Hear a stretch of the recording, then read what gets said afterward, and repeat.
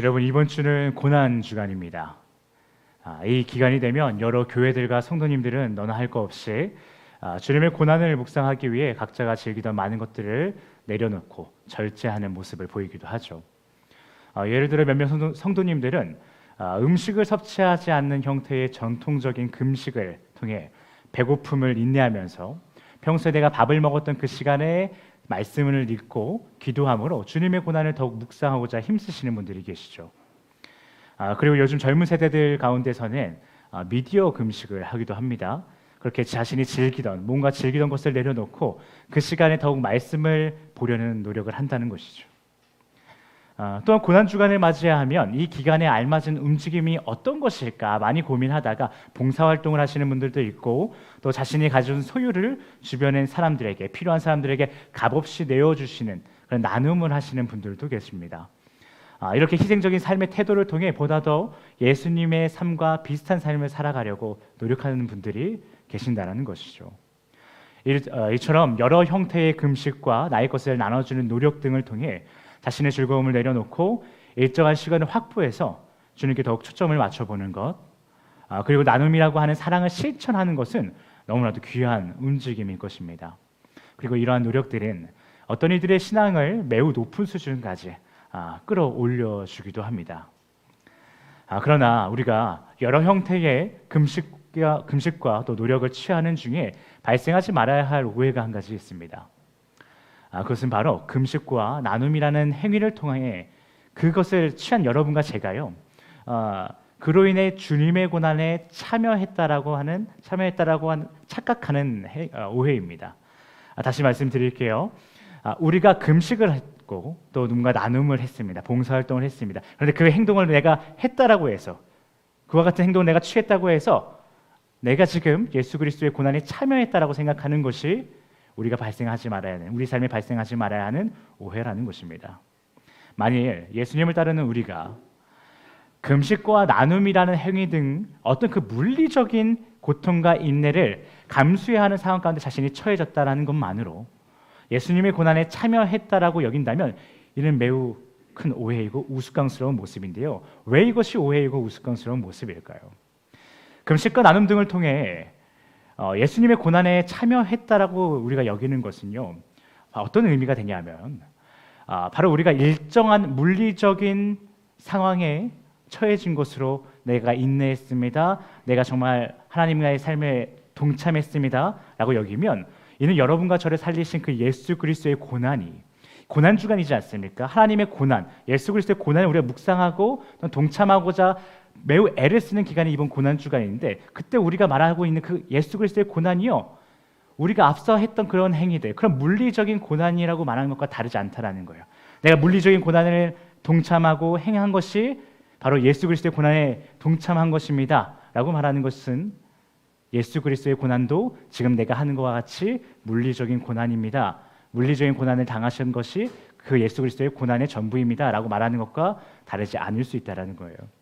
그래서 우리가 예수 그리스도의 고난을 묵상하는 이 고난 주간에 내가 금식하면서 배고픔을 참았다고 해서, 인내했다고 해서 예수 그리스도의 고난에 참여했는가, 이것은 다시 한번 생각해 볼 일이라는 것입니다. 그렇다면 여러분, 우리 많은 성도들이 고난 주간에 행하는 금식은 어떤 의미로 여겨야 할까요? 이는 제한적인 우리의 육의 생명을 유지하기 위한 식사라는 행위를 잠시 멈추고, 여러분과 저를 사랑하사 주께서 보여주신 죽음을 불사한 그 사랑과 그 사랑으로 인해 우리가 얻게 된 영원한 삶을 묵상하는 시간 정도로 여길 수 있겠습니다. 그리고 이러한 금식 행위를 통해 1년 중 그 어느 때보다 우리의 육과 그 육이 속한 이 세상이 얼마나 제한된 세상인가, 이를 통해 영원한 하나님의 나라도 꿈꾸는 이런 행위가 금식이라는 것입니다. 다시 말해 금식이라는 행위는요, 이 행위를 통해 고작 몇 끼의 밥을 먹지 않아도 배고픔이라는 것을 느끼고, 그리고 조금 더 시간이 지나면 다른 일은 눈에도 들어오지 않은 채 배고픔에만 집중할 수밖에 없는 우리의 연약함과, 그렇게 몇 끼 밥을 먹지 않으면 결국 죽게 되는 인간의 제한성을요, 간접적으로 경험하면서 여러분과 저를 그 연약함과 제한성에서 벗어나도록 이끌어주시는 예수 그리스도의 사랑을 묵상하며 감사하는 행위가 금식이라는 것입니다. 더 나아가 미디어 금식과 나눔 등의 행위도 여러분과 제가 예수 그리스도를 닮아가고자 열심을 내는 가운데 보일 수 있는 충분히 가치 있는 행위이고 이 또한 우리의 신앙 성장에 큰 도움이 되는 것은 맞지만 이러한 일들을 했다라고 해서 우리가 예수 그리스도의 고난에 동참했는가 참여했는가 그렇게 말할 수는 없다라는 것입니다. 사랑하는 헬스 패밀리 여러분, 우리는 예수님의 고난에 대해서 안다라고 생각하기에 앞서 더욱 질문해야 합니다. 예수 그리스도의 고난은 무엇인가? 고난 주간에 우리가 머릿속으로도 떠올리고 마음속으로도 충분히 되새기며 곱씹어보며 묵상해야 되는 그 예수 그리스도의 고난은 무엇인가? 우리가 그것을요 수십 년 교회를 다녔다고 해서 그냥 안다라고 생각하고 그냥 지나가는 것이 아니라 작년에 했던 고난 주간의 묵상을 이번 올해의 고난 주간에도 그냥 하나의 관성처럼 쭉 그냥 진행해 나가는 것이 아니라 더욱 질문해봐야 된다는 것입니다. 그리고 우리는 주님의 고난에 대해서 더욱 깊이 있게 동참하고자 해야 합니다. 영원한 삶이냐 영원한 죽음이냐라는 명제 아래서 적당한 것은 없기 때문에 예수 그리스도의 고난이 무엇인가를 끊임없이 질문하며 그 질문 가운데 얻어낸 해답을 우리는 더욱 깊이 있게 동참하고자 애써야 된다는 것입니다. 그렇기 때문에 오늘 여러분에게 질문합니다. 우리가 매년 고난 주간을 통해 묵상해야 할 예수 그리스도의 고난이란 무엇일까요? 그리고 우리가 매년 고난 주간을 통해 더욱 동참하고자 결단하고 기도해야 할 그 예수 그리스도의 고난은 무엇일까요? 여러분 고민해 보시기 바랍니다. 예수님께서 쇠 조각이 박힌 그 채찍에 무차별적으로 채찍질을 당하셨죠. 그 살점이 막 뜯겨 나갔다라고 우리는 알고 있습니다. 그것을 우리가 묵상하면 될까요? 그것이 바로 예수 그리스도의 고난, 우리가 바로 오늘날 묵상해야 할 그 고난인가요? 아니면 가시면류관을 쓰고요, 그 가시가 점차 머리를 조여오고 그 두피를 가시가 파고 들어오는 그 고통, 그 고난, 그것을 우리가 묵상해야 된다는 것일까요? 또한 무거운 십자가를 지고 골고다 언덕을 올라가서 결국 손과 발에 못이 쾅쾅쾅 박혀버렸던, 그리고 그 이후에 모든 체액이 빠져나와서 점점 탈진 상태에 이르러 죽게 되었던 그 예수 그리스도의 죽음, 그 고통, 그 처참함, 그것을 우리가 고난 주간에 묵상해야 되는 것이고 우리가 그것을 동참해야 되는 것일까요? 우리가 진정으로 묵상하고 동참해야 할 고난의 종류가 숱한 영화에서 나온 그 예수 그리스도의 고난, 그 고통, 그것들이라면 오늘날 많은 성도들이 하는 금식과 나눔 등의 행위로도요 작게나마 예수님의 고난을 묵상하고 참여했다라고 말할 수 있을 것입니다. 그런데 정말 우리가 고난 주간에 묵상해야 할 그 예수 그리스도의 고난이 그런 종류가 맞냐라는 것입니다. 여러분, 예수 그리스도의 고난하면 뭔가 정말 옛날 영화긴 한데 제가 기억나는 가장 예수 그리스도의 고난에 잘 그린 영화 중에 하나가 패션 오브 크라이스트라는 영화인 것 같은데 다들 아시죠? 그 영화에서 떠올려지는 그 예수 그리스도의 어떤 이미지들이 우리가 묵상해야 될 것이고 우리가 동참해야 할 고난이라면 여러분 감당되겠습니까? 우리? 여러분 채찍 맞겠습니까? 뭐 어떤 이단 종교들이나 그 사이비 종교들은요 그것이 맞다라고 하는 곳들도 있어요. 그래서 정말 막 가학적인 모습들을 그들의 예배 가운데에 그들의 삶 가운데 보이기도 합니다. 근데 그게 맞냐라는 것입니다. 오늘 우리는 고난 주간을 맞이하여 예수님께서 여러분과 저를 살리시고자 행하신 그 놀라운 사랑 가운데 주님께서 당한 고난, 그것이 무엇이며 우리가 그 고난에 참여한다는 것은 어떤 의미인가, 이것을 알아가 보고자 합니다. 이를 통해 우리는 예수님의 고난에 더욱 가까워진 자들이 될 것입니다. 그리고 비로소 그 고난의 끝에 있는 죽음과 부활, 그 말로도 할 수 없는 그 기쁨에 도달하게 될 것입니다. 그렇다면 우리 이 시간 금일 본문 36절부터 40절까지만 다시 한번 읽어보겠습니다. 우리 함께 읽겠습니다. 시작.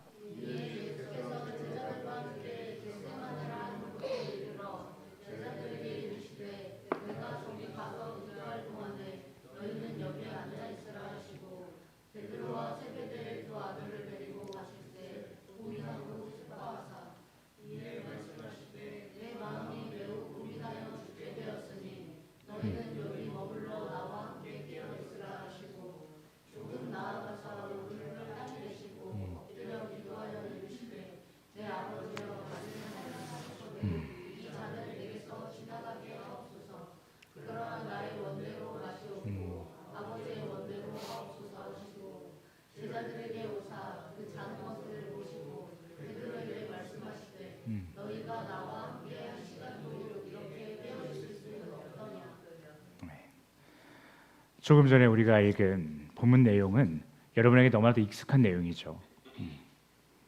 그리고 이는 누구나 한 번쯤 들으면요, 머릿속으로 충분히 그려볼 수 있는, 이미지로 그려볼 수 있을 만큼 어떻게 보면 쉬워 보이는 내용입니다. 그래서 많은 사람들은요, 해당 내용을 보면서요, 예수님의 기도하시는 모습을 쉽게 머릿속으로 그려낼 수 있고요, 또 예수님께서 제자들에게 화를 내시면서 한시도 남아 깨어 있을 수 없느냐라고 말씀하시는 모습을 충분히 이미지로 그려낼 수 있을 것입니다. 그러면서 많은 사람들이 이렇게 생각한다는 것이죠.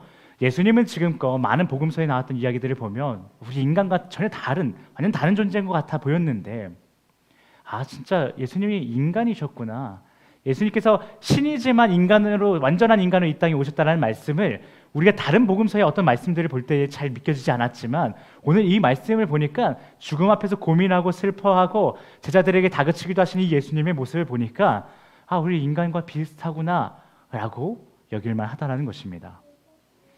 그리고 이러한 생각은요, 어쩌면 너무나도 당연한 것 같아요. 왜냐하면 실제로 그리스 로마 그 사회에서는요, 신이라고 하는, 그 가시라고 하는 존재를 그려낼 때 죽음이라는 것에 매우 의연한 존재로 그려내는 것이 굉장히 중요했어요. 그래서 정말 신을 이야기할 때 그런 모습들을 그려냈고, 신적으로 어떤 인간을 서술하고 싶을 때는 항상 이 사람이 죽음에 대해서 굉장히 의연했습니다라고 하는 것을 서술했단 말이에요. 이것이 그리스 로마 사회에서 너무나 당연했던 거예요. 그러나 성경에서요, 예수님을 죽음 앞에서 슬퍼하고 고민하며 제자들을 다그치는 모습으로 그려낸다는 것은요, 매우 이례적인 모습인 건데, 그 당시 사회에서는요, 그런 이 이례적인 모습을 보면서 우리는요, 누구나 금일 본문 말씀은 예수님의 인간성, 예수님의 인간 되심, 그 연약함을 강조하고 있는 본문이구나 라고 생각할 만하다라는 것이죠.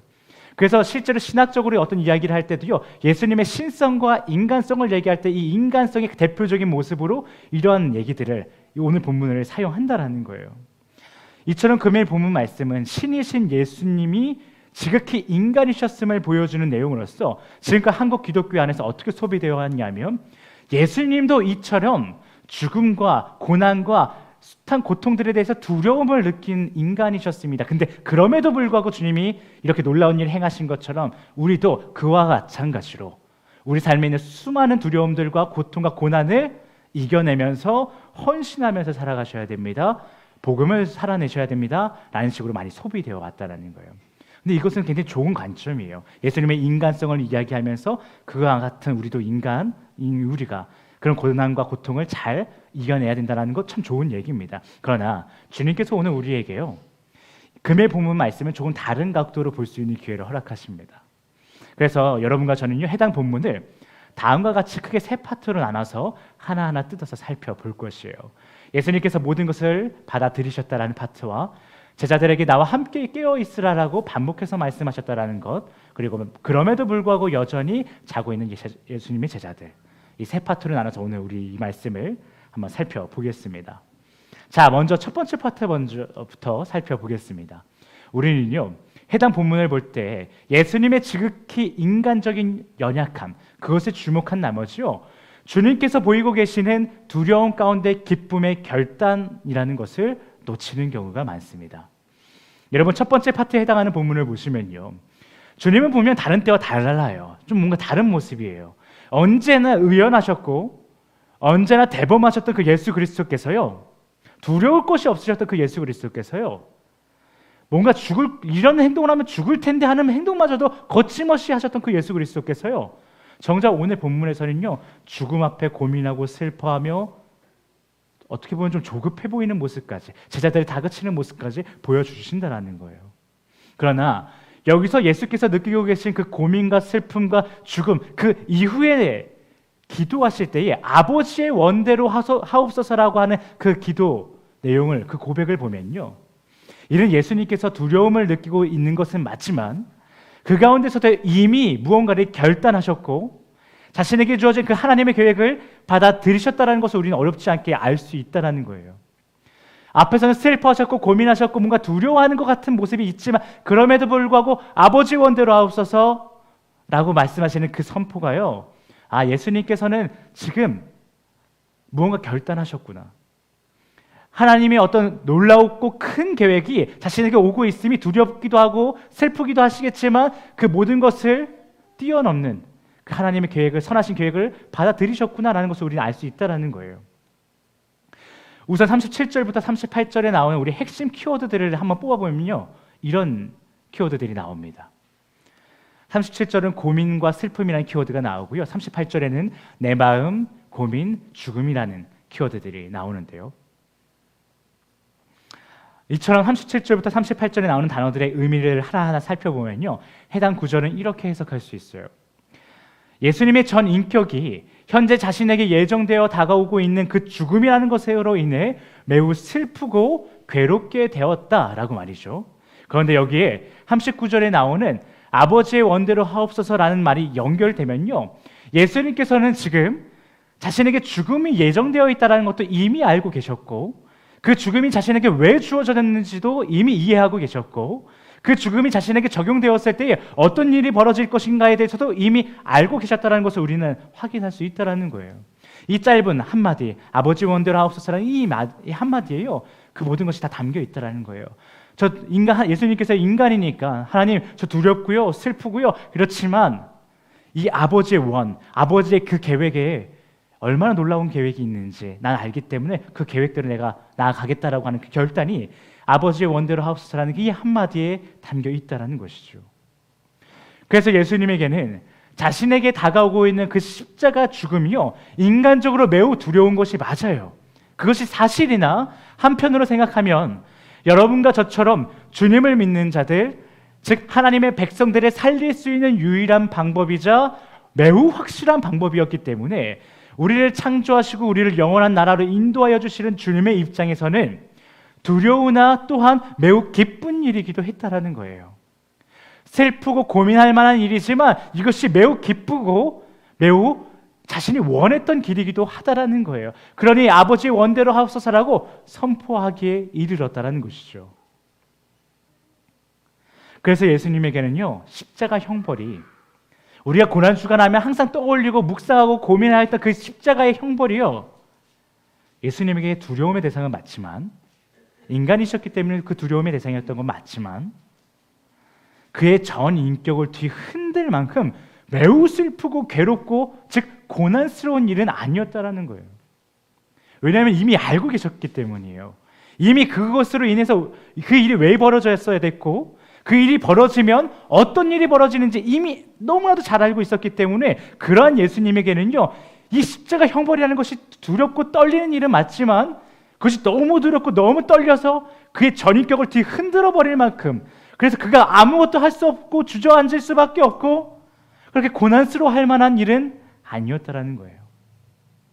그렇다면 예수님은 자신에게 다가오고 있는 그 물리적인 고통의 십자가 형벌과 그로 인한 죽음이 아닌 어떤 죽음을 바라보시면서 자신의 전인격이 흔들릴 정도로 슬픔과 괴로움을 느끼셨다라고 말하고 계신 걸까요?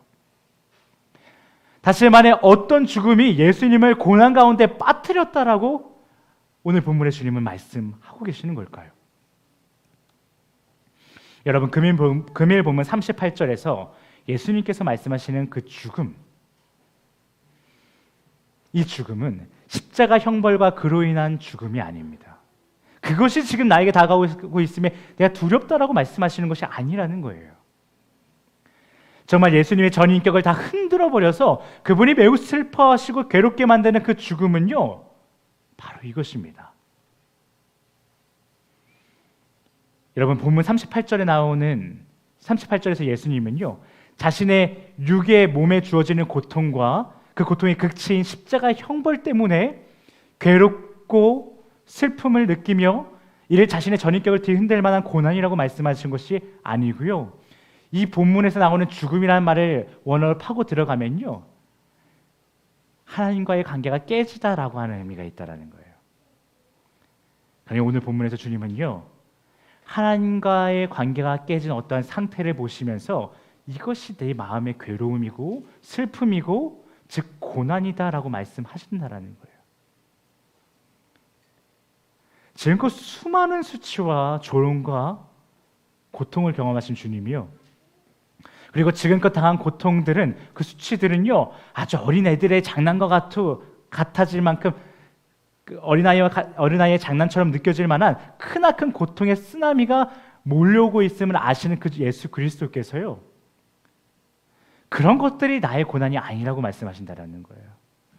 여러분, 십자가에서 달리신 그 예수 그리스도의 모습이 얼마나 끔찍하고 처참합니까? 그것이 여러분의 일이고 여러분의 사랑하는 사람들, 옆에 있는 형제 자매들의 일이라고 생각해 보세요. 일이 얼마나 큰 두려움이겠습니까? 그런데요, 예수님께서요, 그런 건 나한테 고난이 아니야 라고 말씀하신다라는 거예요. 그렇게 말씀하시지 않고요, 하나님과의 관계가 깨진 어떠한 상태를 보시며 저게 바로 내 고난이야 라고 말씀하신다라는 거예요. 그런데 여러분, 예수님이 마주하고 계신 그 죽음이 누구의 죽음입니까? 지금 예정되어 다가오고 있는 그 죽음이 누구의 죽음입니까? 잘 한번 고민해 보세요. 수박 겉핥기식으로 그냥 보기만 하면 그냥 예수 그리스도에게 다가오고 있는 죽음처럼 보여요.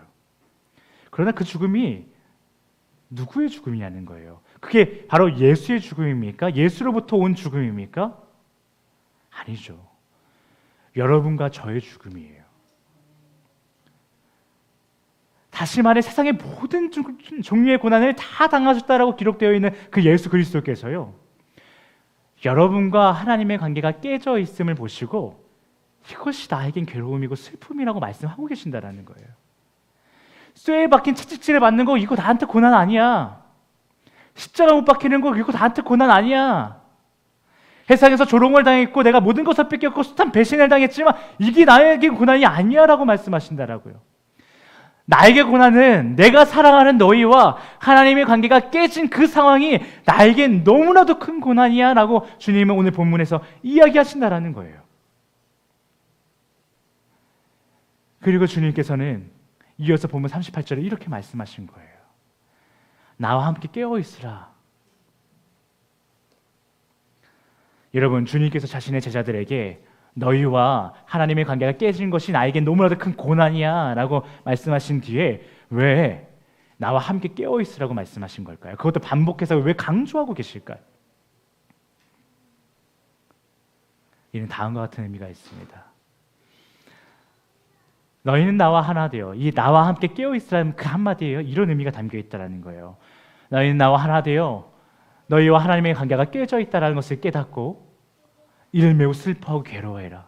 다른 것이 아니라 이 엄청난 사실이 너희에겐 가장 큰 고난이라는 것을 깨닫고 그 고난에 동참하라 라고 말씀하신다는 거예요.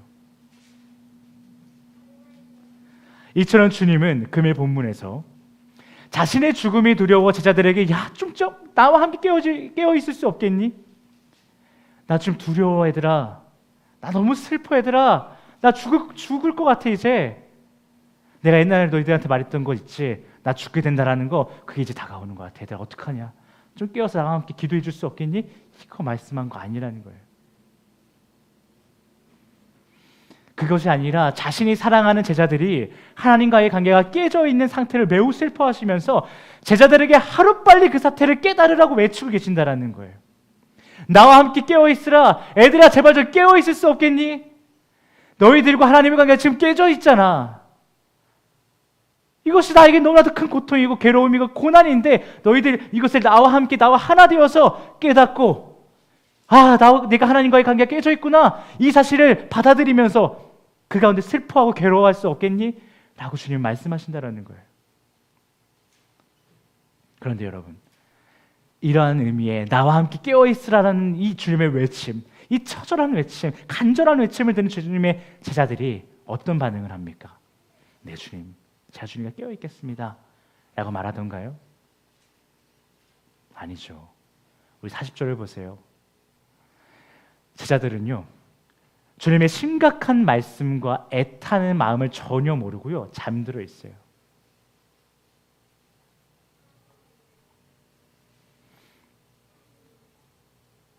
주님이 옛날에 말씀하셨던 그 죽음이 그 예수 그리스도에게 해당하는 그 죽음이 다가가고 있구나 라고 하는 그 깨달음 가운데 슬퍼하긴 하는데 걔는 자기의 죽음은 아니니까 또 그렇죠. 그러니까 얘네들이 잔다라는 거예요. 누가복음 이야기를 보면요, 얘네들이 슬퍼하면서 잠들어 있다라고 얘기해요. 그냥 잠들어 있는 게 아니에요. 슬퍼하면서 잠들어 있어요. 아, 주님 죽는군요. 아, 어떡하지? 너무 슬픈데 졸린 거예요. 잠들었다는 거예요. 그런데 여러분 본문 40절에 나오는 이 자는 것을 보시고 이 잔다라는 표현은요, 단순히 육체적인 수면 상태만을 얘기하지 않아요. 성경에서는 제자들이 자는 모습을 바라보면서 어떻게 얘기하냐면요, 다양한 관계에 있어서 잠들어 있다라고 표현해요. 즉 현재 제자들이 자는 모습은요, 육체적인 수면뿐만이 아니라 영적인 상태, 주님과의 관계에 있어서도 이렇게나 잠들어 있습니다라고 성경이 얘기하고 있다라는 거예요. 그렇게 제자들은 예수님께서 그렇게 고난스럽게 여겼던 모습, 즉 하나님과의 관계가 깨어져 버린 그 모습을요, 다시 한번 이렇게 몸소 증명해내고 있는 거예요. 그러니 예수님이 40절에서 다그치면서 다시 한번 얘기하시는 거예요. 나와 함께 한시라도 깨어 있을 수 없겠니? 다시 한번 얘기하시는 거예요. 그러나 주님의 이 다그침과 가르침, 그것에도 불구하고 주님의 제자들은 예수님께서 두 번째 기도를 마치시고 돌아오신 그 순간에도 잠들어 있습니다. 그리고 세 번째 기도를 하고 돌아오셨을 때에도 잠들어 있었다라고 보는 것이 마땅히 보입니다. 이처럼 주님의 고난은요, 더욱 깊어져만 가는 거예요. 하나님과의 관계가 깨져 있는 제자들을 보고 안타까워서 깨어 있으라고 말씀하시고 그들의 깨어 있음을 위해서 기도하고 돌아왔는데 여전히 자고 있는 거예요. 또 기도하고 왔는데 자고 있는 거예요. 주님께서요, 이들의 깨어 있음을 위해서 얼마나 기도하셨는지 아세요? 어떻게 기도했다고 성경이 표현하는지 아세요? 누가복음을 보면요, 주님이요 땀을 뻘뻘 흘리면서 기도하셨대요. 그런데 그 땀이요 피가 될 정도로 기도하셨대요. 그 정도로 자신이 사랑하는 제자들과 하나님의 관계가 회복되기를 기도하셨다라는 거예요.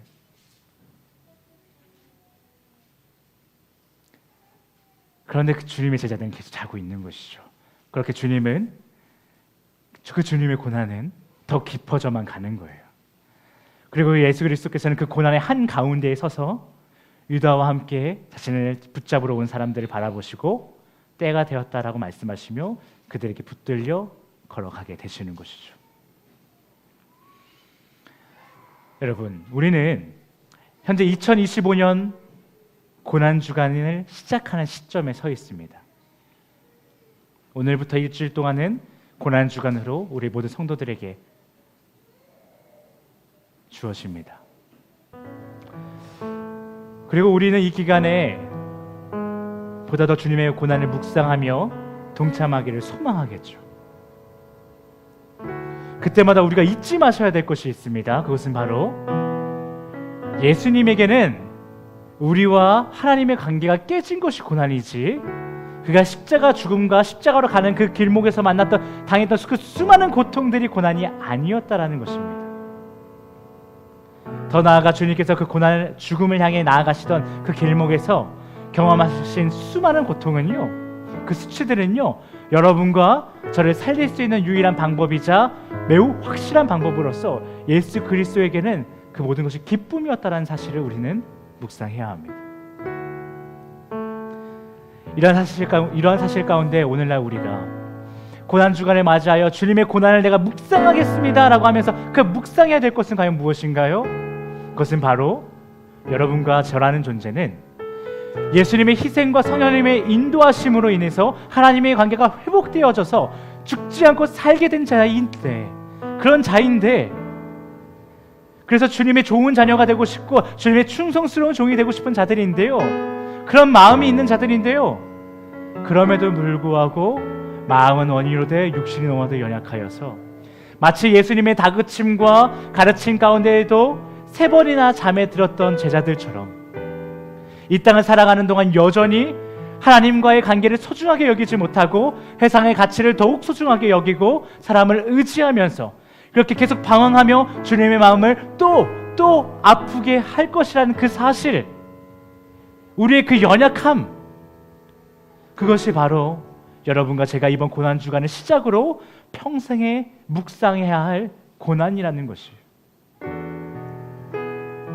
주님은 죽게 되었습니다. 주님이 십자가 못 박혔는데 어떡하죠? 참 안쓰럽습니다. 이것이 우리가 묵상할 고난이 아니라 내가 예수 그리스도의 은혜를 입은 사람인데 그럼에도 불구하고 이 시간 또 주님의 제자들처럼 잠에 들어서 하나님과의 관계가 깨진 것처럼 살아가고 있구나. 하나님과의 나의 관계를 위태롭게 만들며 살아가고 있구나. 그렇게 주님의 마음을 또 아프게 하고 있구나. 우리의 그 연약함을 마주하는 것, 나의 보잘것없음을 마주하는 것, 그것이 바로 우리가 묵상해야 할 고난이라는 것입니다. 그리고 우리가 오늘날 참여해야 할 고난이란 무엇인가 하면, 예수님의 사랑을 입은 우리가 그럼에도 불구하고 세상을 더 사랑하고 세상을 더 의지하는 자신을 마주할 때마다 그러한 본인의 연약함을 철저하게 인정하고 받아들이는 것, 그렇게 여러분과 저는 정말 주님이 아니면 안 된다라는 것을 매일 깨닫고 입술을 열어 기도하면서 고백하는 것, 그것이 바로 우리가 이번 고난 중앙과 평생에 참여해야 할 매일의 고난인 것입니다. 예수 그리스도의 고난에 참여합시다, 다른 것이 아니에요. 여러분이 얼마나 연약한 존재인가, 여러분이 얼마나 세상을 사랑하는 존재인가를 주님 앞에 고백하면서, 입을 열어 고백하면서, 이런 저를 주님 사랑하여 주셔서 감사합니다, 주님이 나의 능력 되어 주셔서 감사합니다라고 철저하게 인정하며 고백하는 것, 그것이 바로 우리가 고난에 동참하는 것이라는 거예요. 사랑하는 세파님 여러분, 그러나 여러분과 제가 우리의 연약함을 인정하고 주님만이 나의 힘이요 나의 가능성이며 나의 모든 것이라고 고백하는 것, 이것은 참 쉬운 일인 것 같지만 그렇지 않습니다. 참 어려운 과제입니다. 우리의 지난 세월을 한번 돌이켜보세요. 이를 우리가요 너무나도 당연한 소리라고 여겨요. 너무나도 신앙의 초보적인 고백이라고 여긴단 말이에요. 그렇게 치부한 나머지 주님, 나는 연약한 존재입니다, 나는 주님 없으면 죽을 수밖에 없는 존재입니다 라고 진심으로 고백하는 것을 건너뛰어버리는 경우가 많다라는 거예요.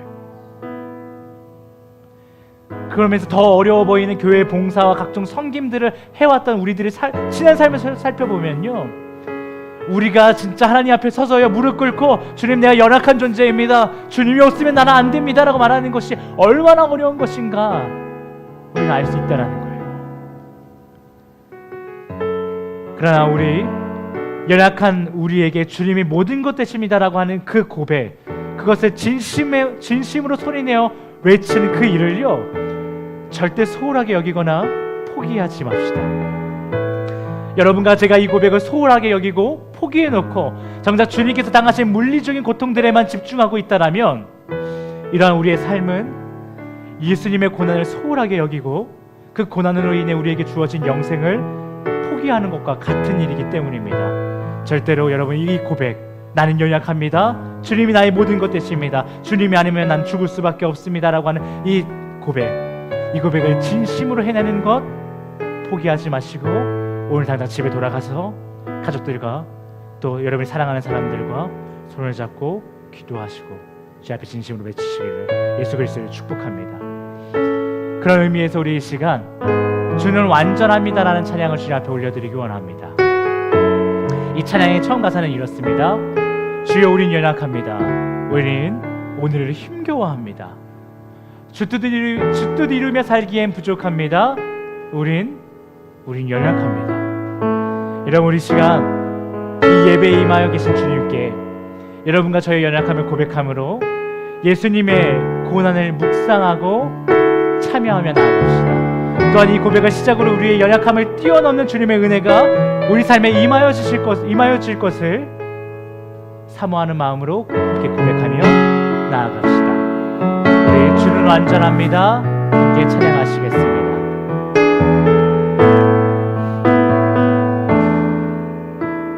주여, 우린 연약합니다.